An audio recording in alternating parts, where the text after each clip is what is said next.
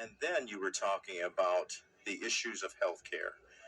Has that been discussed enough throughout this presidential campaign of 2024? I don't think it has. This industry is a fifth of our economy. It's a $6 trillion industry. It touches every American family. It touches every human life at the most important times of our life, at birth, at childbirth, at death. And it's gouging our budgets. It's bankrupting Americans. Half of all collections are medical collections. Many people are declaring bankruptcy. The most common reason for declaring bankruptcy is medical debt. So what this industry is doing to Americans, Americans of faith, Americans with no faith, everyone, is inexcusable.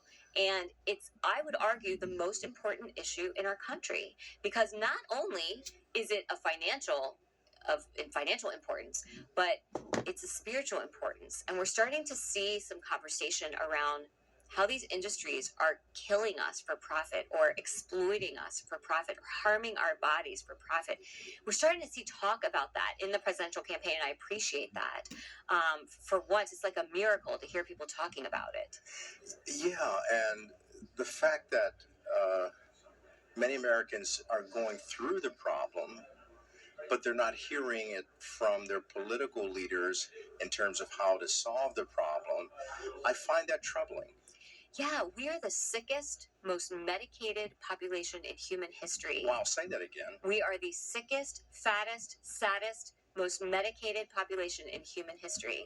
And if money could solve our medical problems, if drugs could solve our medical problems, we should be the healthiest population in human history. But it's just the opposite. So everything we're doing is wrong. You're talking about things that I like the way you unpacked the health issue. From cradle to the grave, we find that here in America, we are confronted with health challenges that are overwhelming. I could get into some personal things of people that I've talked to, prayed with, and to talk about their doctor's care, and the fact that they have doctors arguing amongst each other in terms of treatment for the symptoms of a disease, let alone actually discovering the disease and then trying to go forward. From the medical side, have we lost our way because of big pharma, and have we lost our way because we have this philosophical debate within the science community about what works and what doesn't? So doctors don't even learn anything about prevention or health. They only learn what drug to prescribe based on what lab test saying what at a given time. And so they get us at the end of the story. They get us, when it's too late to prevent the problem. And yet many cultures and societies around the world are healthy. They live till they're 100. They eat well, they live well, they live in the sunshine, they sleep at night when it's dark, they are connected in their communities, they have spiritual purpose, and they are healthy. And they don't, you can go to some cultures, there's a particular community in Eastern Africa that you ask them, does anybody here have back pain? And they're like, what do you mean? Chronic back pain. Well, a guy fell off a tree, last week, but no, they've never even heard of this. And it's like a half of all Americans have chronic back pain.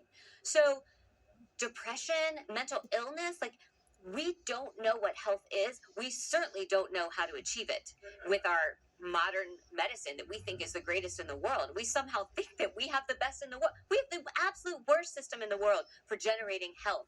And it's not only the fault of big pharma, of course. Our medical schools aren't teaching the right curriculum. Just last week, a panel of experts came out and said, we all agree that we should actually teach nutrition in medical school. So you think about a tiny little pill, a tiny little pill that you put in your mouth. We expect that to have this dramatic effect and make us healthy, compared to the pounds of food and beverage that we are taking in every day. We think that doesn't affect us at all, but this little pill is going to save us. We're coming back with more of America's Hope after this. Where this conversation is going, because I think some of it, like you said, really resonates with so many people, because they realize that their doctor is only doing what they have been trained to do in medical school, and nutrition is so important for every American. I've learned it the hard way. And thank God, working towards reversing that. But to your point about what East Africans go through in terms of their health, and looking at other cultures where they're more healthy than America, and we still walking around saying, we're the greatest nation on earth, yet we've got some of the greatest health issues ever.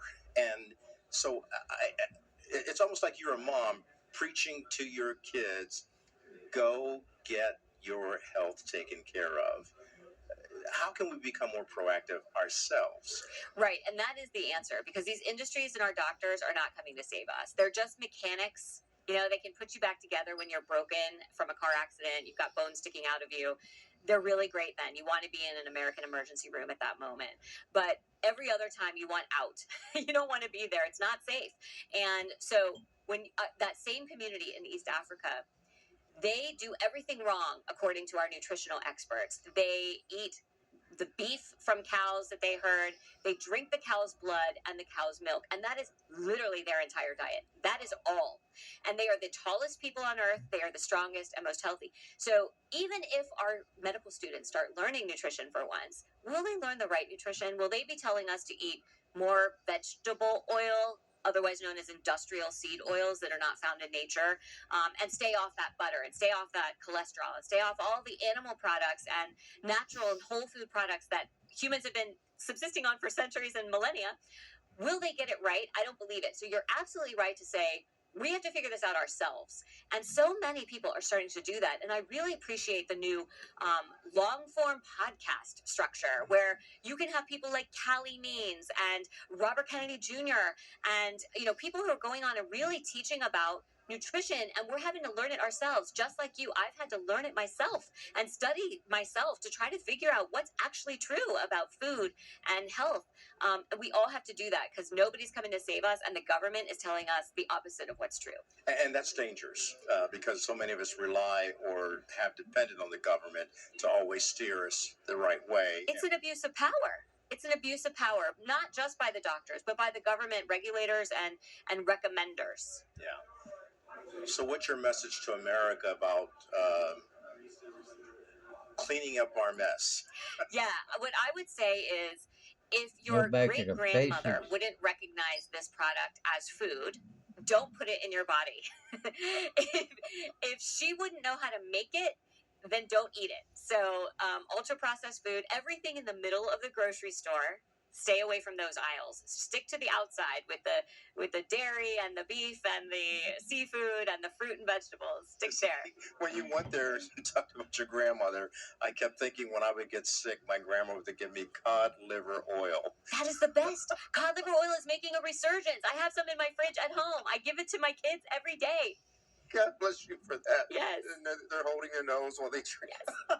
Yes. So we're doing this in jest, but it is a reality that sometimes what our grandparents used and recommended kept us vigorous, healthy.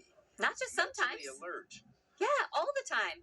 I mean, somehow we are the product of centuries of wisdom that was passed down by, we think kind of by instinct, but it wasn't. It was by tradition. Yeah. And, we think of the gospel, we think of our faith. It was also passed down by tradition. Why wouldn't this kind of wisdom be passed down by tradition? So giving the wisdom of your position in being the head of this wonderful alliance that's helping people understand they can snatch back their health care through faith, through hope, through love. Yes, healthcare sharing ministries, they're not insurance. They are sort of like a homeschool co-op for healthcare. And it's communities of religious believers who come together and share each other's medical bills. And the key commitment that we make to each other is that we're going to treat our bodies like temples of the Holy Spirit. We are actually going to take agency. We're not going to look to anyone else to save us or, give us a pill to save us. We have to take care of ourselves because all our brothers and sisters are relying on us to not become super expensive. And so we want to stay out of the system. So that's how we're doing it. And because of that, healthcare sharing ministries are much more affordable than insurance or other options. And that was our next question. More affordable, not as costly.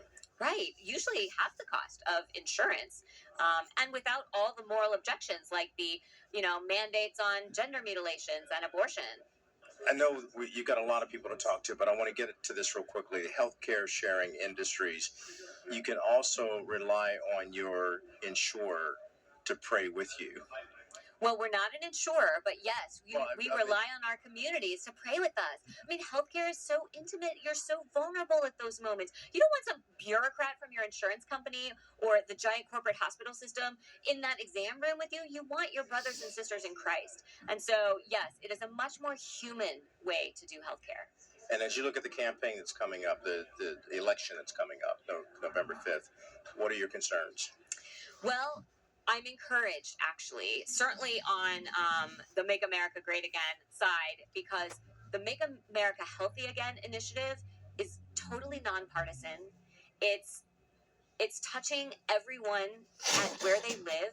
It's taking on these big swampy and corporate greedy interests, and I'll swap out. I'll welcome Bobby Kennedy into our party and let Dick Cheney go. That's a good trade in my mind, and I think it's going to make America healthier and happier. And what's your hope for America? My hope for America is that we learn that our bodies are entirely in our control and in God's control, and that we stop outsourcing our wisdom to so-called experts in white coats who are really part of a religious groupthink cult. That's going to get a lot of people to pay attention. Katie Talento, Thank you. always a pleasure to have you. Thank you. My pleasure. Back with more in just a moment.